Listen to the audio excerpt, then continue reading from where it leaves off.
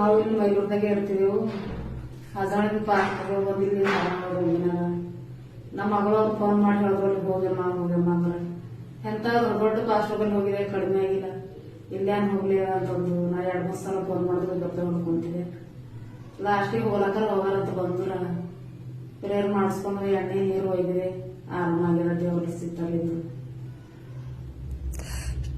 Normal ಬಂದದ ಎಲ್ಲ normal ಆಗ್ಯದ ಅಂತ ಹೇಳ್ರಿ. ಎಲ್ಲ ನಮ್ದು ನಾರ್ಮಲ್ ಆಗಿದೆ. ಗರ್ಭಕೋಶದ ಮೇಲೆ ಗಡ್ಡೆ ಆಗಿತ್ತು. ಗಡ್ಡೆ ಆದ್ರೆ ಕ್ಯಾನ್ಸರ್ ಅಂತ ಹೇಳಿ ದುಡ್ಡು ಎಷ್ಟು ಬೇಡಿದ್ರಿ ನಿಮಗೂ? ದುಡ್ಡು 1 ಲಾಖ ದುಡ್ಡು ಕೇಳಿದ್ರು. ಎಲ್ಲ ಕೈ ಕೇಳಿದ್ರೆ ನಿಮ್ದು ಆಗೋದಿಲ್ಲ ಆಪರೇಷನ್. ಹೈದರಾಬಾದ್ ಗುಲ್ಬರ್ಗ ಸೋಲಾಪುರಕ್ಕೆ ಹೋಗ್ಬೇಕಂತ ಹೇಳ್ತೀವಿ. ದೇವರ ನಾಮಕ್ಕೆ ಸ್ತೋತ್ರ.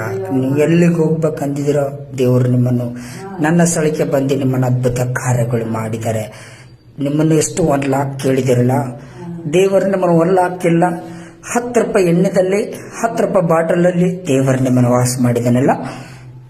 ಅಲ್ಲೆಲ್ಲ ದೇವರು ನಿಮ್ಮನ್ನು 2024ರಲ್ಲಿ ಇಷ್ಟು ಸುಂದರವಾಗಿ ನಿಮ್ಮನ್ನು ಇದೊಂದು ಅದ್ಭುತ ಕಾರ್ಯಗಳು ಮಾಡಿದ್ದಾರೆ.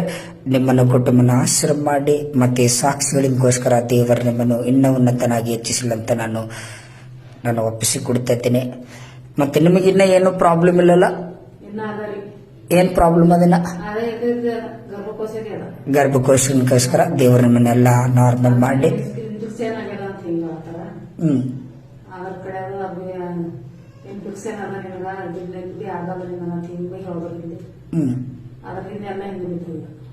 ಆಯ್ತಾ ಕಾಟ್ರಿ. ದೇವರ ಕೃಪದಿಂದ ನಿಮ್ಮನ್ನೆಲ್ಲರಿಗೂ ಆಶ್ರಮ ಮಾಡಿ ನಿಮ್ಮ ಕುಟುಂಬನು ಇದನ್ನು ನಾರ್ಮಲ್ ರಿಪೋರ್ಟ್ ಬಂದಿಗೋಸ್ಕರ ನಿಮ್ಮನ್ನು ಕೋಟಿ ಕೋಟಿ ಸ್ತೋತ್ರ. ದೇವರಿಗೆ ಸಾಕ್ಷಿಗೆ ಒಪ್ಪಿಸಿಕೊಡೋಣ.